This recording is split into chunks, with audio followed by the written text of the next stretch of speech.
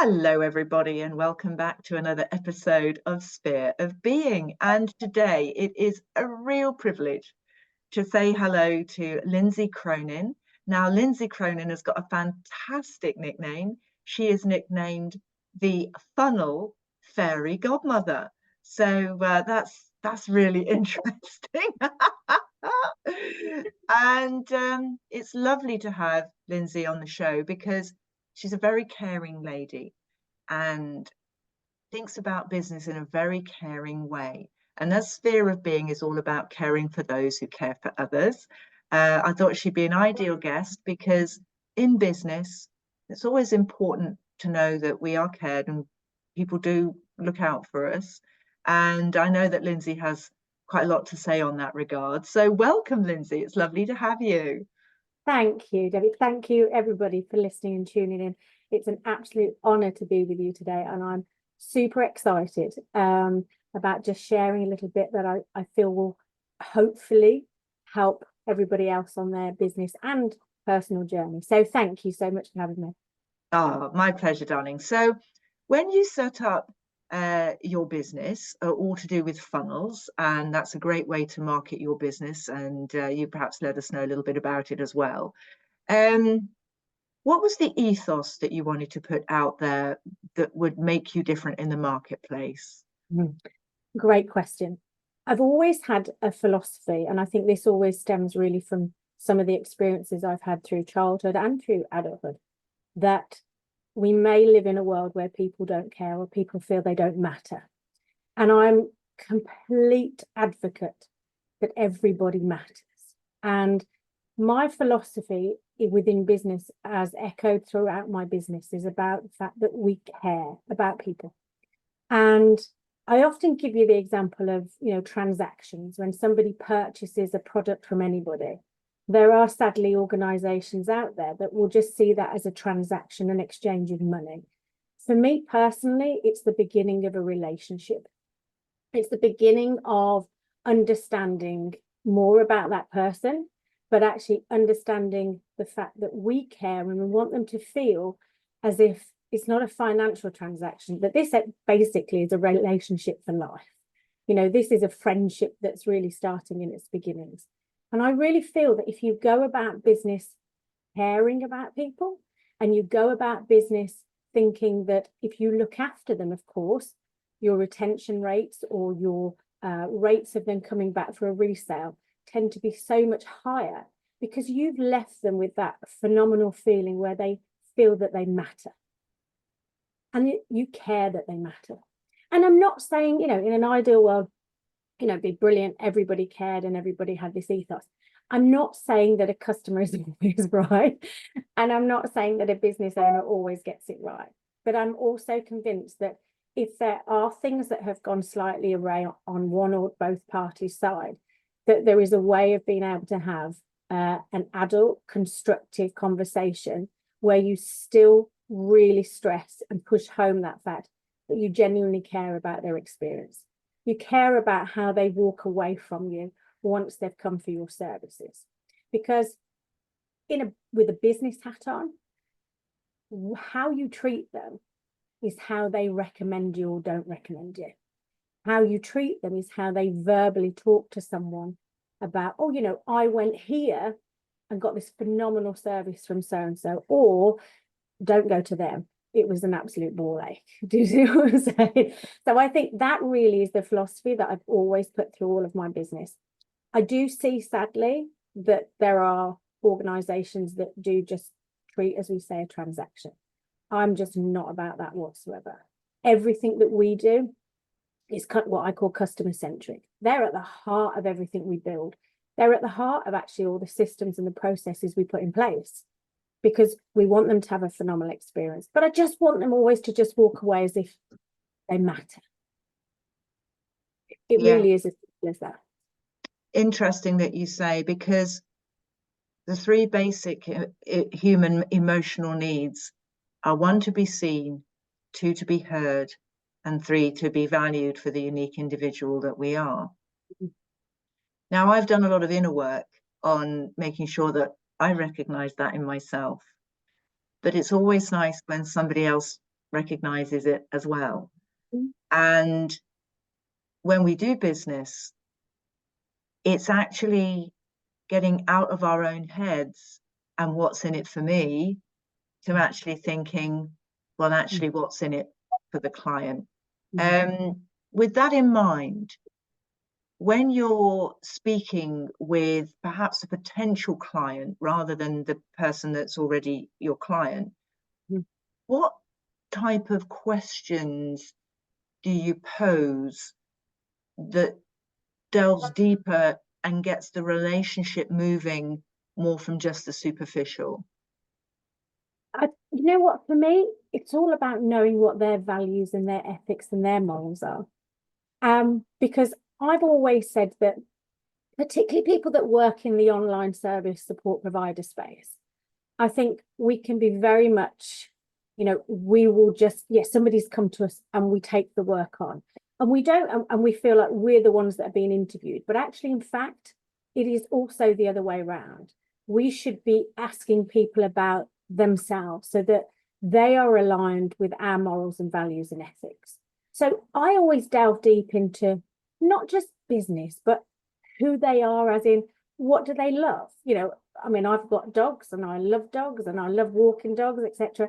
But it's about finding out, do they have animals? Do they have pets? Do they have children? Do they have any challenges, particularly at home, that, are there any personal circumstances? I'm not asking them to divulge everything, but it's like there's key things about people where they might say, oh, I've got a challenge because I do, I live with somebody who has a disability, or I live with somebody who's neurodivergent, or I homeschool. All of those things are really important to understanding how can you produce a product or a service, therefore, for them, that's actually going to make their life easier. And I think it's also about, and I'll just give you a pure example here. I actually have a very, very new client that I'm actually just doing some work for. And she's been an absolute darling. But I happened to say to her something the other day. She thought it's my birthday on Thursday. And so I had a bouquet of flowers delivered for her on her birthday. Now, it's not just because she's a client, it's because I've taken the time with her to get to know her backstory, get to know the reasons also why she went into business, because obviously from a practical point of view, that funnels into what we write about and what we say. But actually, when you tap in and you ask the question of anybody, why did you start this? That's when you're then getting down into the deeper layer. You're trying to find that fire in their belly. You're trying to find that little tiny nugget that was the real purpose, that they're pulling their hair out at times, or they feel like, I'm working 20,000 hours a week, etc. But there has to be a purpose that you decided to come into here. So all of these questions are super, super important, of getting rid of that superficialness of, oh, you just want a funnel, let's just do that. It's about finding out how they tick, who they truly are. Because I think the one area that knocks me slightly is that I just can't do fake. and if I think when you really hunker down and ask the people the real true questions of what's in their very core, you'll then be able to get through the fake, or you'll be able to get through the BS, or you'll be able to get through the facade, and then you'll be able to get to the real person. And it's that real person then that you can truly and utterly support on their business journey. And, when you're writing copy, it's nothing worse than writing, superficial copy, because you haven't really honed in to what that person truly believes and truly wants. And when you get that, writing anything is so, so easy then, because you're writing it from their heart and your heart, because you've got this connection. And I think when we talk about being heart-led or heart-centered, I do find it genuinely, I'm being really honest, a challenge to work with somebody who I can't see the passion or I can't see the heart, because I feel like then there's a nugget missing. Whereas if somebody if I can get really into their backstory and I can get into why you truly started what you're starting, what was it there to help? Who was it to help? What was the purpose of it? What did you want to change in someone else's life? Once you get to that, it's much easier then to just do anything for them, because everything you do replicates that message, replicates that passion, replicates the fact that they also care and want to change somebody else's life. So it is really about getting to know them on, as you say, not that superficial level, but on that true level of asking them the key questions of what brought you here? Was there something significant in life that was a bit of a light bulb moment for you? You know, were you even down in the doldrums? Was it something that you just couldn't see a way out? It could even be something, you know, as practical as debt. They realized they couldn't do that, you know, working in the 9-to-5 job that they had, getting themselves out of it. But as they went and progressed through that journey, that need to survive turned into a want to leave a legacy, and a want to flourish, and a want to help somebody else have a better life on the journey. So yeah, I don't do superficial. Anybody that really knows me will know I just don't do superficial. I'm probably the biggest idiot when it comes to myself. I can take the media out of myself all the time. But yeah, I can't do superficial, and I won't do it. So that's very much why I always hunker down to the real true questions. What brought you here? Who really are you? And what difference in this world do you want to make? If you could leave a legacy, if there's like saying, if there's one thing that someone could say about you, you know, when you're long past and transitioned into another world, what would you really want it to be? And most people turn around and they say, I want them to say I cared. I want them to say I was loving. I want them to say that actually they made a difference in my life. And isn't that what we're all here for? To make a difference in somebody else's life. That's what I think. That's really interesting. And the making the difference and the caring, you've just touched upon something that I think we can go deeper into here, because I was talking to somebody the other day where my view of business has become far more collaborative and a lot less self-serving, and how can I enrich others to be enriched myself, if that makes sense. Yes, absolutely. And so this caring element in a world which we are perceiving, or I sometimes perceive, and that might not be right, and I'd like your thoughts on this, is it seems to me in some regard that people are becoming more uncaring, and that on that level of, do people even notice me? Does anybody actually out there care about what I'm doing? We touched upon something before we started recording, which I'd really like you to go into a little bit more deeply.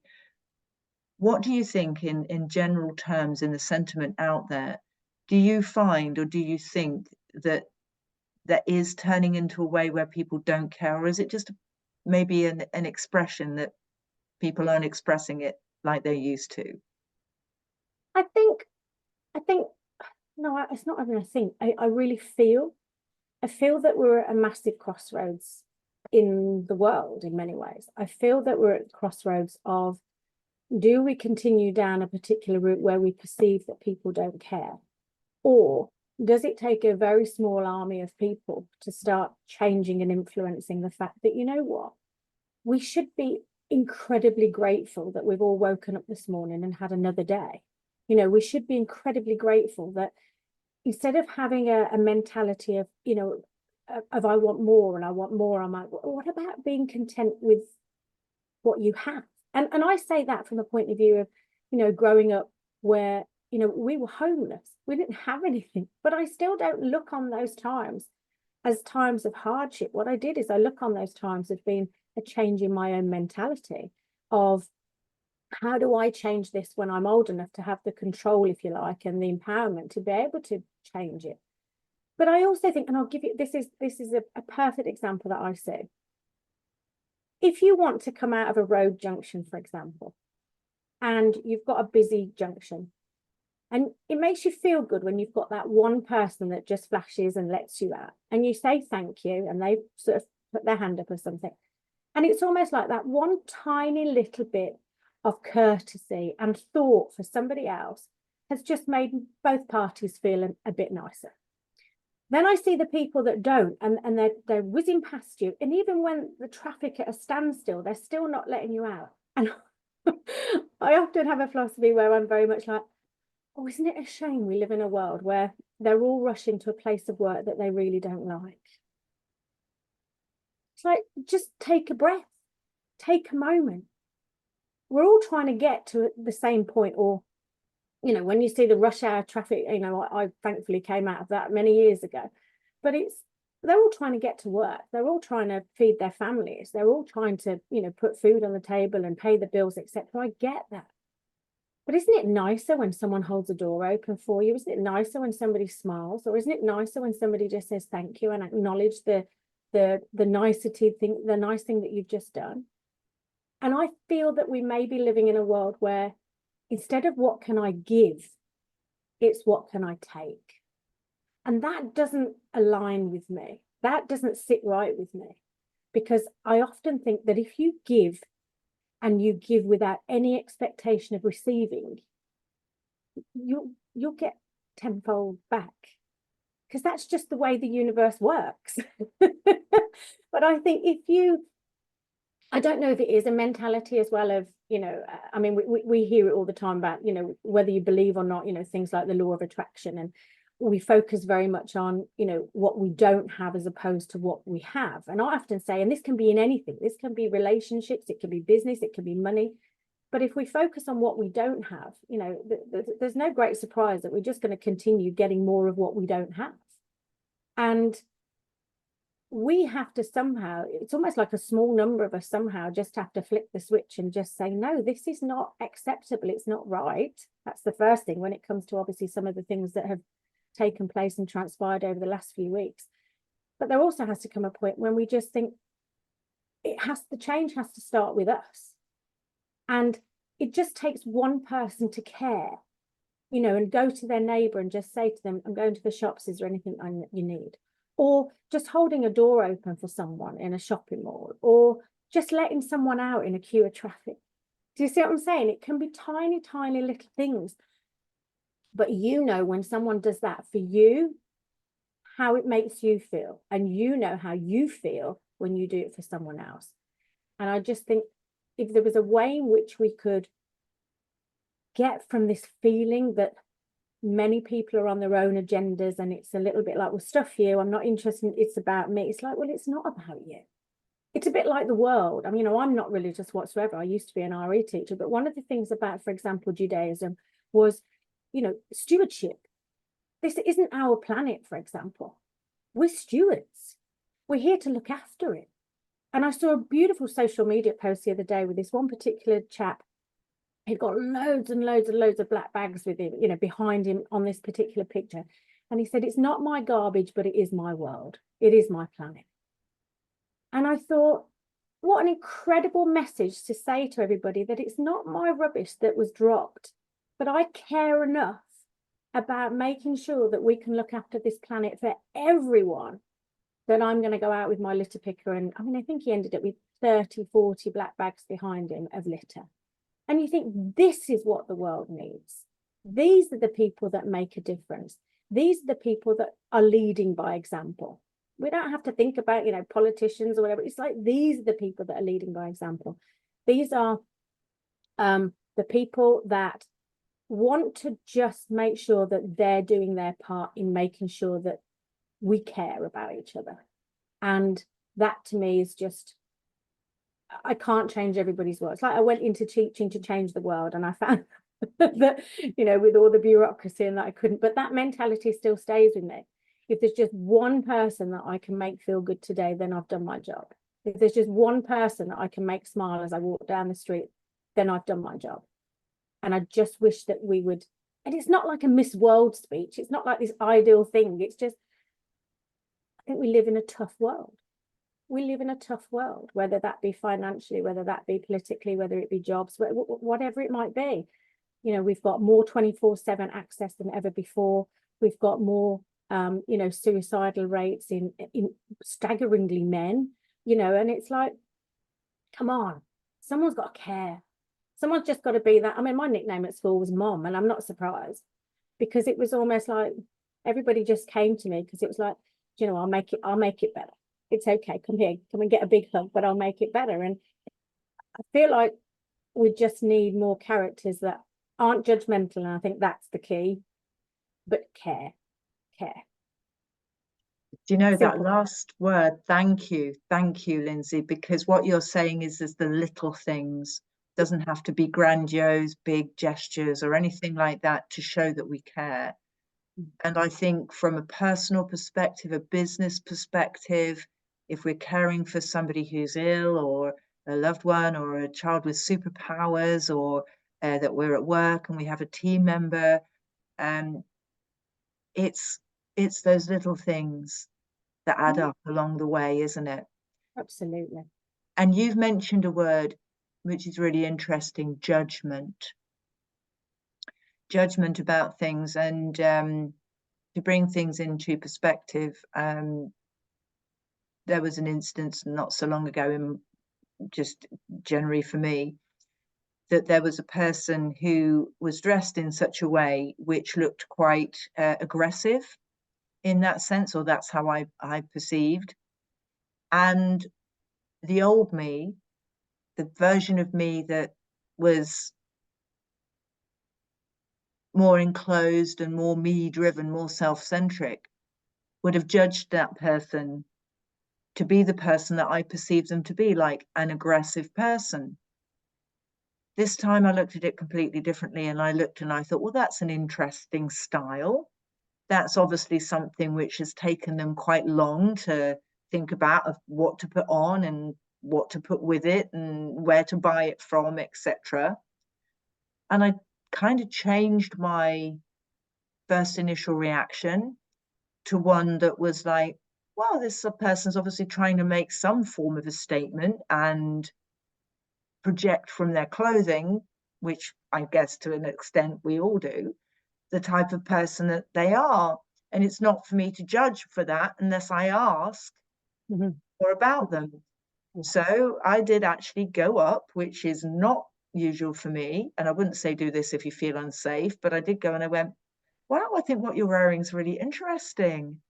And you know what? They literally beamed back at me. The smile was incredible. And we got onto a real discussion that they were they're very interested in fashion, that they loved stylizing certain things. There were certain comic strips that they liked, that they got this whole look from, etc. And I got actually from it that they were a very creative, artistic person, and that actually they weren't aggressive. They just tried to dress in a way that a certain character in this comic book that they liked kind of did, and they were emulating that, as often young people do.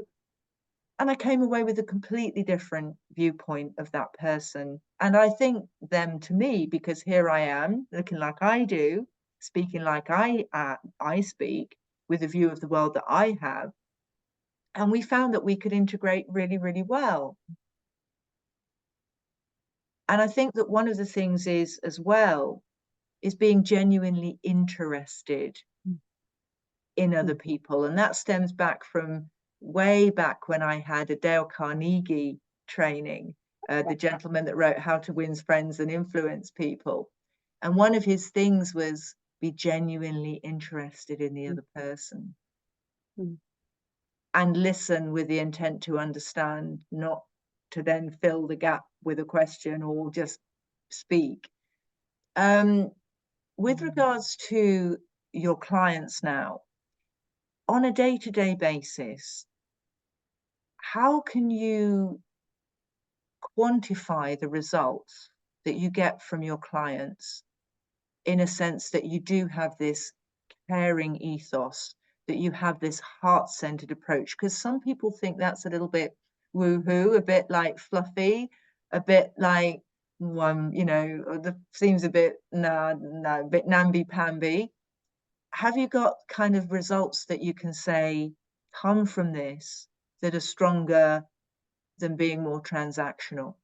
Yeah, absolutely. I think first, can I just hit on a point that you mentioned there about my grandmother, who passed many, many years ago. She was a very wise soul. And I'll just share these two things with you because it just reminded me. The first thing she always said is that we're blessed with two of these and one of these, and we should use them in the correct proportion. And I think you're right. when you speak with people, and you notice someone who's not truly listening, it's almost like they're already ticking through here their response. They're not absorbing what you're saying. They're just waiting for the breath for them to then get in what they want to say. So I think it's very true. I feel that if we listened more, and I think this is on a huge scale, if we listened more, I think we would learn more about cultures. We would learn more about the diversity in our cultures, in our countries, in our world. I think we would learn more about where history has got us and where we shouldn't be. But I think that's key. The other thing that she said was, just be mindful who you pass on the way up to success, because you're bound to pass them on the way back down. And I think that's where my theories always come from, because my nan always ingrained that in me. Be kind, be kind, be kind. Be respectful, respectful, respectful. Because you can have all the flashy things in the world, you can have all the success, but if it all disappears, you're going to need these people and you're going to still want them in your corner. And I think that is a huge lesson for every single one of us. So I just wanted to put that little caveat in there. Yeah. Thank you. I think from a result point of view, I mean, I will always say that when we look at the hard evidence, because yes, I get the fluffiness, I get the woo-woo, but you know, people want empiricalism, they want evidence, they want pure facts. We have retention rates that are anywhere between 83 and 92%. So what that means is that someone that's come into one of our clients, let's say group coaching programs or a one-to-one scenario, or even a membership, for example, we've got those high retention rates because we've cared right from the start. We've even cared in the sales page, for example. We've cared in the lead magnet page. And what we do is we build in that relationship, that natural relationship throughout the course of the time that they're with our clients. So what that then means factually is that when it then comes on to saying, do you either want to stay in the program, or actually would you like to go on to this next layer because of how far you've come with this, 83 to 92% of them say, yes, just sign me up there and then. There's no need for an interview. There's no need for anything. They're just like, yes, just change us in, just whether it's the amount you pay or just change the contract, whatever it might be. They want to stay. And that's because they matter, because we care, because we love on them, because we've built into everything naturally that they are our family. They're our world, you know, and anything they need, you know, anything that we can do to make their experience better, we will always do that. And we often ask for feedback, you know, sort of quarterly or something like that. How's your journey gone so far? How did you find the onboarding? How did you find this bit? Please feedback to us, because it's so, so important. We want it to be quick and easy for you, but we also want it essentially to be, you know, this absolute fountain of care and love and importance for you. So we get that feedback. I have to say 9 times out of 10, they'll all say, just carry on with what we're doing, because they're so happy and content with it. But for me, it's like a no-brainer. It's almost like, if you just put that natural care into someone, why do they not want to be in your world? Why would they not want to be around you? If you are honest and you've got integrity and you know, there has to be honesty at times. Well, there has to be honesty always, but you know, that you're always going to get a client that maybe hasn't in their own life, you know, succeeded. And I always do it like that, because that's different for everybody, what success means. But then it's about saying, okay, well, you came onto this, for example, this program for this reason. This is where you were at the start. Look, you know, we can see the growth that you've had, but obviously you've come to a little bit of a sticky spot. So let's work through that and let's find a result for you that's going to make a difference to where you were in the beginning. It's about just, I think this is the key thing as well. It's about individuality. There's nothing worse than having like a herd mentality. There's nothing worse than, you know, everybody's on the program and people are treating them the same. No, you know, I could never have professionally treated every child the same who was in my classroom. You know, some had, you know, some were, you know, would get information really quickly. Some needed information being delivered in a slightly different way for them to access it. Everybody's different. And it's about acknowledging that difference and acknowledging that everybody's come into a program, for example, but it's our responsibility to make sure that they are catered for throughout, and that they get the results they've come in for.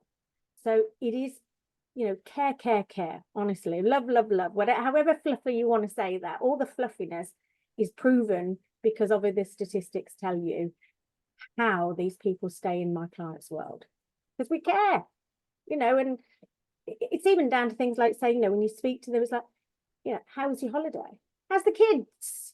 You know, oh, you said your mother was having an operation. How's she doing? It's taking, like, it's that listening skill again, but taking it all in and coming from a point of view of actually, yeah, we care about you. Do you need any extra support? You know, I know you're having a little bit of difficulty. Your mum's not very well, etc. What can we do to support you through this program whilst you're juggling the challenges of life as it is? I mean, it's no biggie, is it?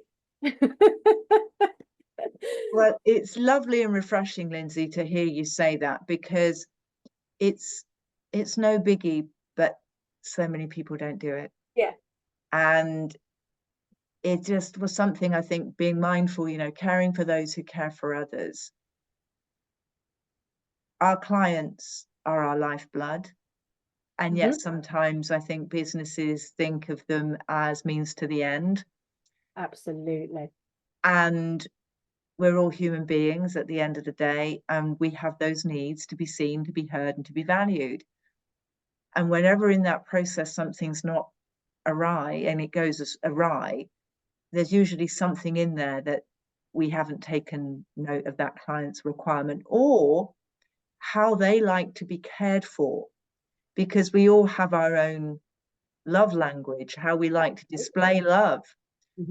And it's interesting to find that out as well, so that we can really hone in on what's going to make the difference, the perceived value of what we do from a client. Because sometimes acts of kindness, they don't fall on deaf ears necessarily, but they're not really valued in the way that the client, if we know how they value things, like you with your bouquet of flowers, that might be amazing for one person and another might go, I'm not really into flowers. You know, it's that sort of thing. It's finding those preferences, isn't it? Which is, again, all about caring, being genuinely interested in the person.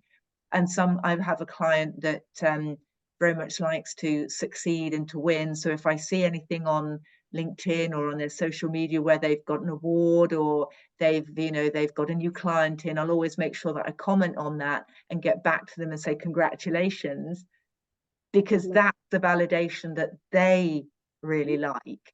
A bunch of flowers or a card wouldn't necessarily do it for them, but that is really something that they can think of and hold dear. So that's it's really interesting, and thank you, because you've really helped me to re-engage with my thought processes as to how I can help our clients and show them that we care, because we do care. It's just getting that display of it right. Yeah. And you've hit on a really, really fantastic point. Part of the relationship is asking those questions. You know, what do you like? You know, I love a handwritten note. I love a handwritten note because I feel like it's taken the time. Someone's really put thought, as opposed to an email or a text. I love a handwritten note. But it's about having those questions of what is it? What, as you said, that what is your love language? Do you like a handwritten note? Would you like a book? You know, is that something that you would like? Would you like the flowers? Are you a chocoholic? You know, is it something? Is there something that, you know, from a growth point of view? You know, is there some sort of, as I say, educational author that you're really into? You know, it's about finding those things out. And when you don't have a superficial relationship, you'll know those things. You'll know those. Lindsey, thank you. We're coming up to the top of the time now. So I know that people would love to get hold of you. How can they reach you? What kind of details can you give us? Yeah, my main one, it's on the background there, is LinkedIn. I'm always really open and honest about this. I'm actually building a website after 11 years of business, because all of my business has actually just come from recommendations and referrals. So to everybody, it's not a great way. I'm not telling everybody to build a business that way. It's worked for me. But actually, because there's more of a message that I'm really trying to get out there, I thought, you know what, we're not playing small anymore. We're getting out there and we're making a difference to the world. So come and find me on LinkedIn. It'll be absolutely delightful to come and connect with you. Lovely. Well, everything will be on the show notes as well, so that's fantastic. Lindsey, thank you so much. It's been a Thank real you, Jen. pleasure. And from one carer to another, it's been great. Thank you. Pleasure. Oh, Thank you so much. Thank you. lovely. Thanks, everybody, and see you soon. Bye now. Bye.